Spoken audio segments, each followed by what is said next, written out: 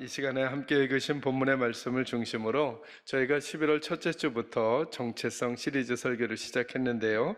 정체성 시리즈 설교 7번째, 제목이 좀 깁니다. 우리를 향하신 하나님의 그림, 다리를 놓는 사람들이라고 하는 제목의 말씀으로 잠시 말씀을 전하고자 합니다. 여러분, 새로운 일을 시작하거나 아니면 다시 시작할 때 어려운 가운데 있다가 그것을 돌파하고 싶을 때 어디서부터 일을 시작해야 되는가? 다시 우리의 정체성을 확인해야 됩니다. 내가 누구인가?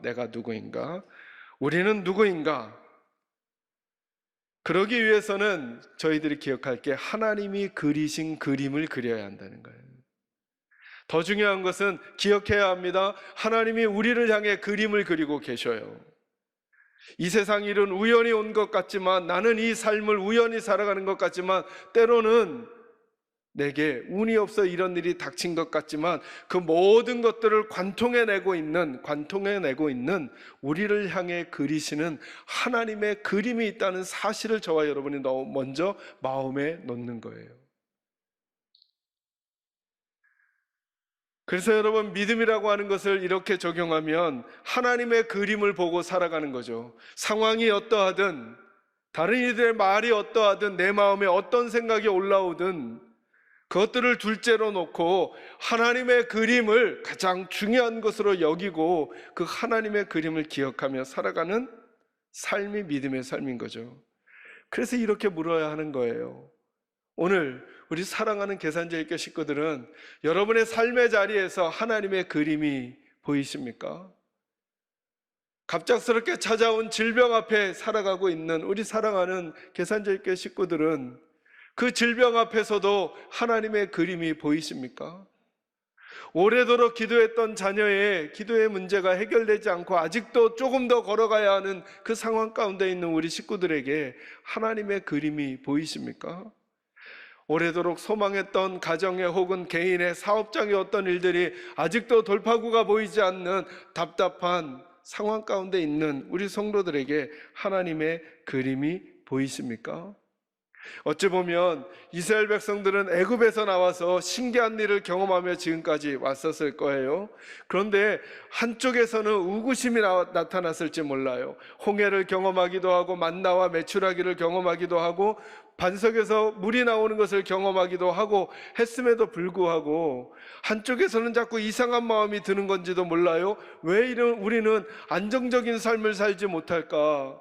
왜 또 하루 끼니를 이 고비를 넘어가면 또 다른 고비가 있을까? 언제까지 이 삶을 살아야 할까? 이스라엘 광야를 살아가던 이스라엘 백성들에게는 그 의구심이 한쪽에서 올라왔을지 몰라요. 그리고 얼마 지나지 않아 그 의구심은 불평과 불만이 되기도 하고, 그리고 다시 애굽으로 돌아가려고 하는 그들의 배신으로도 드러나기도 했단 말이죠. 그 상황에 믿음이라는 게 뭘까요? 하나님이 그려놓으신 그림을 끝까지 상황과 조건에 개의치 아니하고 바라보고 살아가는 삶이라는 거죠.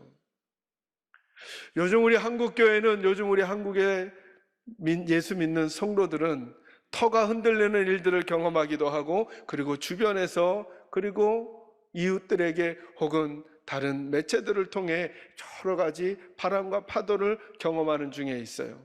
우리 문제를 해결하는 것도 힘이 드는데 여러 가지 방향에서도 바람과 파도가 분단 말이죠. 어떻게 우리가 이 시간을 이겨낼 수 있을까? 사랑하는 성도 여러분에게 제 말이 아닌 하나님의 말씀을 전해드리고 싶어요. 저와 여러분을 향하신 하나님의 그림이, 하나님이 그리신 그림이 있다는 사실을 꼭 믿으시기를 주의 이름으로 축원합니다. 두 번째로, 그러므로 하나님의 말씀을 들어야 합니다. 4절에 보니까 하나님께서 3절 4절에 모세를 불러서 말씀하십니다. 어떤 내용을 말씀하셨는가를 살피기 전에 말씀하셨다라고 하는 내용을 귀 기울여 마음에 담을 필요가 있다는 거예요. 여러분, 언제 하나님이 그리신 그림이 우리 마음속에 생기는가? 하나님의 말씀은 틀림이 없어요. 믿음은 들음에서 나요. 뭘 들어야 하는가? 하나님의 말씀을 들어야 하는 거죠. 여러분, 좋은 교회와 좋지 않은 교회, 좋은 목회자와 좋지 않은 목회자, 좋은 벗과 좋지 않은 벗의 구분은 늘 이 부분을 물으셔야 돼요. 나에게 얼마나 잘해주는가가 아니라 그가 하는 말이, 그들이 하는 말이, 그 공동체가 지향하는 바가 하나님의 말씀인가 아닌가를 구분해 내셔야 해요. 우리의 귀를 재밌게 하고 즐겁게 하고 우리를 흥미롭게 하는 이야기들은 숱하게 받을 수 있어요. TV에서도 유튜브에서도 여기저기서 재밌고 즐겁고 위트 있는 이야기들은 많이 들을 수 있어요. 그러나 여러분, 성경은 이렇게 말해요. 믿음은 들음에서 나고 그 들음은 하나님의 말씀, 그리스도의 말씀으로만 가능하다고 말씀하고 있는 거죠. 이걸 조금 더 풀어드릴까요? 만들어내는 게 아니라, 깨닫는 게 아니라 들으셔야 한다는 거예요. 나는 어떻게 살아야 좋은 성도로 사는가? 나는 어떻게 살아야 좋은 목회자로 사는가? 나는 어떻게 살아야 좋은 교회로 사는가는 교회가 만들어내거나 목사가 만들어내거나 성도가 만들어내거나 어느 날 깨달은 걸로 되는 게 아니라 하나님의 말씀을 들어야만 된다는 거예요. 광야를 살아가야 했던 이스라엘 백성들에게 그 광야의 문제를 해결하고자 하는 나름의 방법이 떠오르지 않았겠어요? 깨달아지지 않았겠어요? 근데 하나님은 그 모든 것을 차치하고 모세를 통해 이스라엘 백성들에게 말씀하기를 원하셨어요. 여러분, 이 얘기를, 이 패턴을 기억해내세요. 왜 하나님은 말씀하실까? 하나님이 그리신 하나님의 백성의 그림은 더 이상 하나님의 백성들은 다른 소식, 다른 뉴스, 다른 정보로 살아가는 사람들이 아니라 하나님의 정보로 살아가야 한다는 것을 말씀하시는 거잖아요. 그러니까 서두에 나를 향하신 하나님의 그림이 보이는가를 물으셨다면 더 구체적으로 들어가시려면 이 물음을 하셔야 해요. 나는 요즘 하나님의 말씀을 들으며 살아가고 있는가? 여러분, 듣는다는 건 뭘까요? 하나님의 것을 받는 것이죠.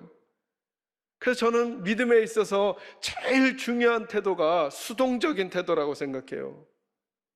능동적으로 우리가 뭘 하는 것보다 더 중요한 게 있는데 수동적, 이걸 제가 그러면 예수 믿는 사람들이 너무 소극적이 될까 봐 좀 표현을 바꿔봤어요. 아주 적극적인 수동성, 이렇게 표현해봤어요. 아주 좋은 본질적인 수동성이 필요하다는 거예요. 그걸 성경의 다른 단어로 바꾸면 겸손이라고 할 수 있어요. 누가 복받는 믿음의 삶을 살아갈 수 있는가? 본질적인 수동성이 있는 사람이. 수동성이란 게 뭘까요? 하나님이 말씀하시면 나는 듣고, 하나님이 먼저 걸어가시면 나는 걸어가고, 하나님이 멈추시면 나도 멈추는 거예요. 그런데 능동적인 것을 더 믿음으로 생각하는 이들이 있어요. 하나님이 아직 안 가시는데 먼저 가려고 하고, 하나님은 이미 가셨는데 안 가려고 하고, 하나님은 말씀하셨는데 내 생각을 고집하고, 하나님은 말씀하시지 않았는데 하나님의 뜻이라고 함부로 말하고, 오늘 하나님께서 하나님의 백성들을 빚어가시면서 제일 먼저 하시는 작업이 뭐예요? 그들에게 말씀하신다는 거예요. 그럼 우리는 들어야죠. 하나님의 것을 받아야죠. 여러분, 왜 순종이 제사보다 나을까요? 우리는 자꾸 오해해요. 우리가 뭔가를 해드리는 걸 하나님이 좋아하실 거라고 생각해요. 우리가 해드리는 것의 최상이 제사잖아요. 제사. 지금으로 말하면 예배잖아요. 이 말을 지금으로 적용해서 바꾸면 순종하는 삶이 예배보다 낫다는 거예요.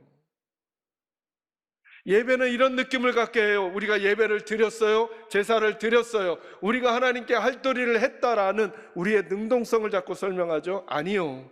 수동성을 말하는 거예요. 그걸 왜 했느냐는 거예요. 왜?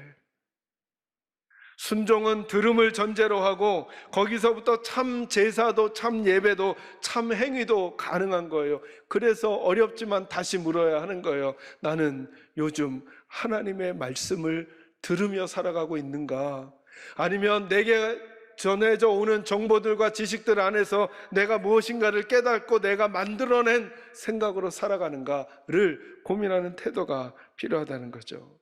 저는 바라기는 우리 사랑하는 계산제일교회 식구들은 하나님의 말씀이 그 방향과 그 태도와 그 자세를 정하게 되는 은혜가 있기를 주의 이름으로 축원합니다. 그럼 이제 오늘 본문에서 하나님이 그리신 그림이 무엇인지를 좀 살피겠어요. 총 그림이 세 가지가 나와요. 오늘은 그 중에 한 가지만 나누겠어요. 5절에 보니까 이렇게 말해요. 세계가 다 내게 속하였나니 너희가 내 말을 잘 듣고 내 언약을 지키면 너희는 모든 민족들 중에서 나의 뭐가 될 거라고요? 소유가 될 것이다. 첫째, 하나님이 그리신 그림이 뭐냐면 우리를 하나님의 소유로 만드시는 거예요. 둘째, 6절 보세요. 너희가 내게 대하여 제사장 나라가 되며, 이렇게 말하죠. 우리가 하나님이 그리신 두 번째 그림이 뭐예요? 우리가 뭐가 된다고요? 제사장 나라가 된다는 거예요. 세 번째는 거룩한 백성이 되리라, 이렇게 말해요. 그런데 이 부분을 좀 설명하기 위해서는 성경 구절 하나를 좀 찾아봐야 될 것 같아요. 본문을 한번 표시해 놓으시고 베드로전서 2장 9절 말씀을 한번 찾겠습니다. 같이 읽습니다. 시작. 그러나 너희는 택하신 족속이요 왕같은 제사장들이요 거룩한 나라요 그의 소유가 된 백성이니 이는 너희를 어두운 데서 불러내어 그의 기이한 빛에 들어가게 하신 이의 아름다운 덕을 선포하게 하려 하심이라. 아멘. 아멘. 비슷한 내용이죠. 그죠?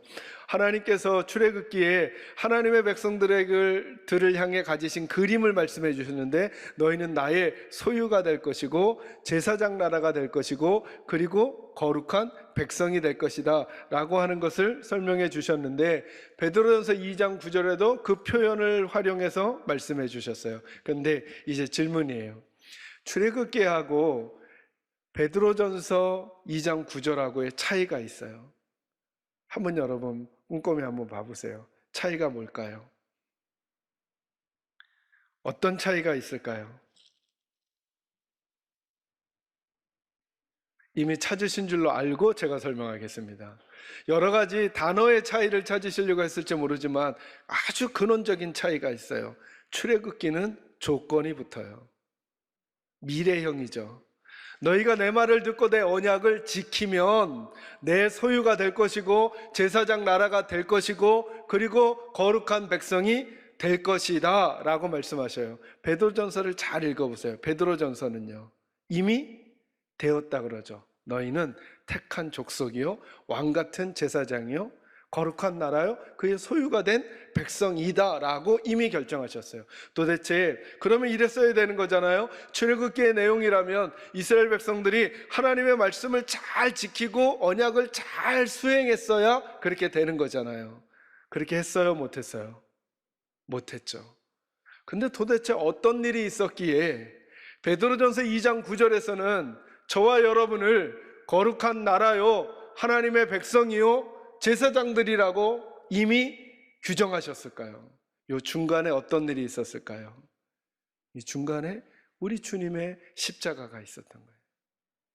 우리가 행하지 못한 의로움, 우리가 행하지 못하는 율법을 완수하는 그 일을 십자가에서 예수 그리스도께서 대신 지셨기 때문에 그래서 이제 저와 여러분이 예수를 믿으면 우리의 의로움과 우리의 행함과 우리의 율법 준수 때문이 아니라 우리를 위해 그 일을 완성하신 예수님 때문에 우리가 그 하나님의 그리신 그림을 성취하여 갖게 됐단 말이죠.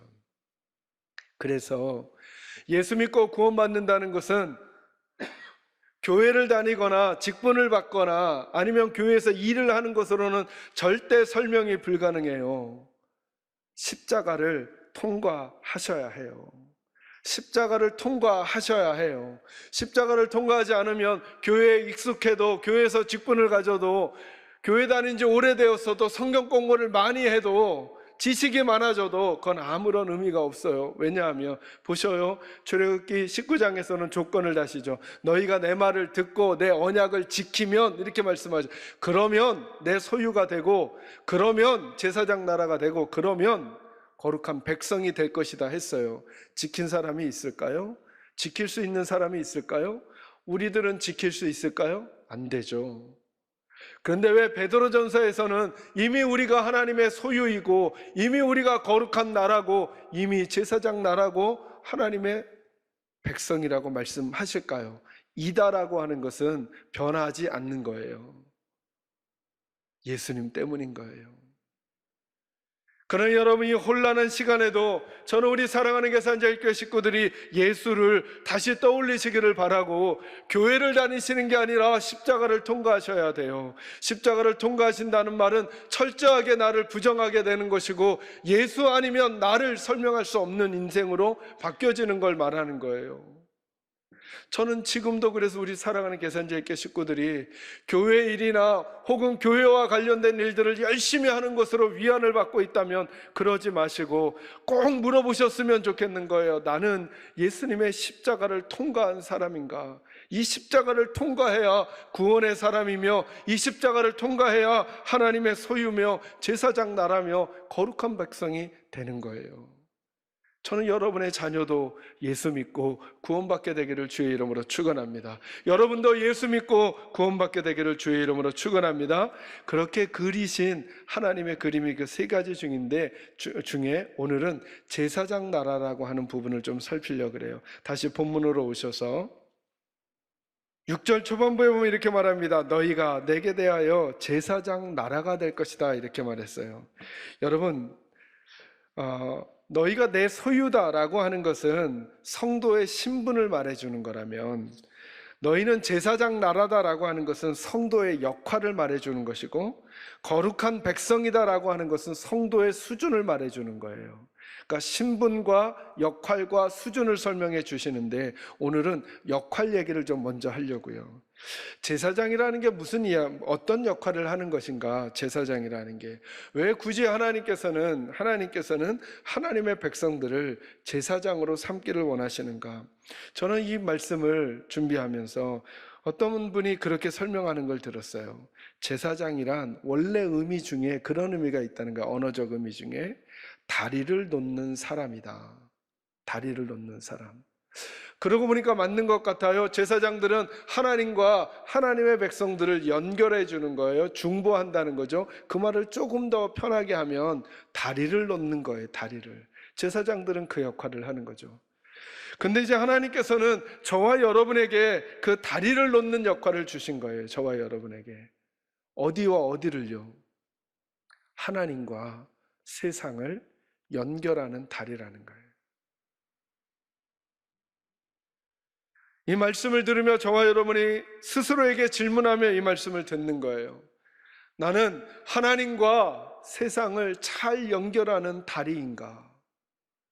나는 우리 자녀들과 하나님을 잘 연결하는 아버지로서 제사장의 역할을 하고 있는가? 나는 하나님과 성도들을 잘 연결하는 목사인가?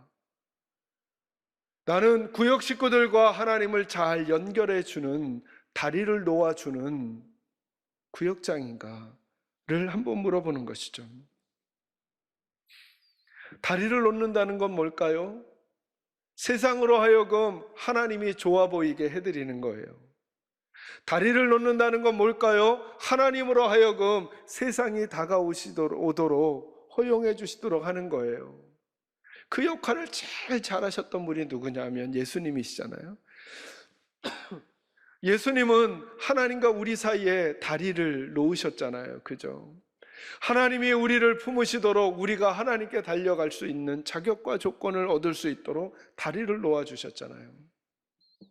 저는 요즘에 우리들의 교회와 우리들의 믿음의 삶을 보면서 우리는 다리를 놓고 있는가, 다리를 끊어가고 있는가를 묻는 일이 우리에게 필요하다는 거예요. 다리를 놓으려면 다리를 먼저 놓으셨던 예수님의 모습을 보면 알 수 있어요. 예수님은 다 부서지고 다 깨어지셨어요. 그분의 자존심, 그분의 명성, 그분의 능력. 여러분, 성경 복음서를 읽어가시다 보면 고난을 당하시게 되는 그 시점부터는 예수님이 능력을 하나도 행하지 않으셔요. 바다 위를 걸으시고 죽은 자를 살리시고 5,000명을 먹이시고 병자를 일으키시고 귀신을 내쫓으셨던 권능의 주님께서 십자가를 지시기 전 일주일 전부터는 능력을 거의 행하시지 않아요. 말고의 귀정도 붙여주셨을까? 하늘의 천군 천사를 부리실 수 있는 그분이 스스로 낮아지시고 스스로 비워지시고 스스로 없어지시고 스스로 부서지셔서 다리를 놓으셨어요. 저와 여러분이 하나님께 연결될 수 있는 다리를. 오늘 우리들도 이웃들과, 오늘 우리들도 가족들과, 오늘 우리들도 세상과 하나님을 연결해 드리려면 우리들의 목소리가 작아지고, 우리들이 작아지고 비워지고 눈물을 흘리고 엎드리고 통곡하고 해야 되지 않을까? 우리는 과연 다리를 놓는 그 일을 잘 하고 있는가? 아니면 다리를 끊어가고 있는가를 묻는 지혜가 우리들에게 있기를 바라고, 다른 이들을 평가하거나 판단하거나 비판하기 전에 우리들만이라도 이 말씀을 듣고 있는 우리 가정 안에서 듣고 있는 우리 성도들만이라도 나는 다리를 끊는 역할을 하는 사람인가, 이어주는 역할을 하는 사람인가를 물으시면서, 저는 우리 사랑하는 계산제일교 식구들 모두가 하나님의 제사장의 역할, 왜? 이미 하나님 우리에게 그 그림을 그리시고 예수님 안에서 그 신분을 던져 주셨거든요. 나는 그런 사람이 되어 갈 거야가 아니라 이미 그렇다고 말씀하고 계셔요.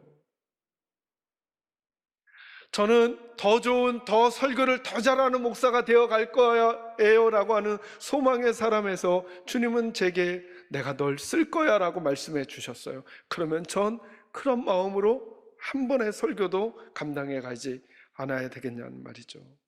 여러분들도 마찬가지라는 거예요. 성경 구절 하나만 더 보고 말씀 마무리하겠습니다. 고린도 후서 2장 14절에서 16절입니다. 우리 교회 식구들이 늘 잊지 않았으면 좋겠을 구절이면서 이미지가 담겨져 있는 말씀입니다. 고린도 후서 2장 14절에서 16절입니다. 288조 그 어간입니다. 같이 한번 읽을까요? 읽습니다. 시작. 항상 우리를 그리스도 안에서 이기게 하시고 우리로 말미암아 각 처에서 그리스도를 아는 냄새를 나타내시는 하나님께 감사하노라. 우리는 구원받는 자들에게나 망하는 자들에게나 하나님 앞에서 그리스도의 향기니, 이 사람에게는 사망으로부터 사망에 이르는 냄새요 저 사람에게는 생명으로부터 생명에 이르게 냄새라. 누가 이 일을 감당하리요? 아멘. 거기 뭐라고 말씀하세요? 우리는 하나님 앞에서 누구의? 그리스도의 뭐라고요? 향기라고요. 향기라고요. 그러면 알 거라는 거예요. 저와 여러분이 그 공간에 존재하면, 저와 여러분이 그곳에 가면 사람들이 향기를 맡을 거라는 거예요. 향기를.